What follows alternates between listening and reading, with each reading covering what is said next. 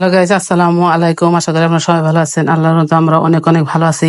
এই তো কুরবানি ঈদ এসে পড়েছে, তার জন্য কিছু গরম মশলা বানাবো। আসলে অনেকে অনেক উপকরণ দিয়ে বানায়, কিন্তু আমি সিম্পল ভাবে আসলে এই মশলাটা বানাইয়া থাকি। এই তো আমি জিরা যেটুক নেই আর তার অর্ধেক এলাচ নেই, এইভাবে বানাইলে আগের মানুষ আসলে সিম্পল মশলা দিয়ে গোস্ত রান্না করে খেত, সেটাই অনেক মজা লাগতো। সেই আগের স্বাদের মতোই আমি আসলে ঘরোয়া ভাবে এইভাবে বানিয়ে থাকি। আমি এটা আসলে মশলা বানানোর রেসিপি না, আমি যেভাবে বানাই সেভাবে আপনাদের সাথে ভিডিওতে শেয়ার করতেছি। আমার ভিডিওটি ভালো লাগলে লাইক কমেন্ট শেয়ার করে দিবেন, একটা সাবস্ক্রাইব করে দিবেন। যারা ফেসবুক থেকে দেখবেন তারা ফলো দিবেন।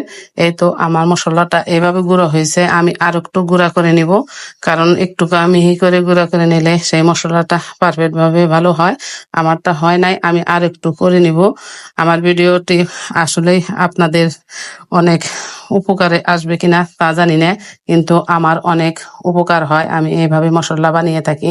দেখুন আমি এই যে এইভাবে মশলা বানাইছি, এতটুকু আমার হয়েছে। এতটুকুই হবে না, পরে আবার আমি কাজের ব্যস্ততার জন্য অল্প করে বানালাম, আবার আমি সময় করে বানাবো। এর জন্য আপনাদের সাথে এই ভিডিও শেয়ার করলাম। এই যে দেখুন এইভাবে এখন সুন্দর স্মুথ হয়ে গেছে। এটা রান্নার শেষে দিলে অনেক মজা লাগে। আল্লাহ হাফেজ।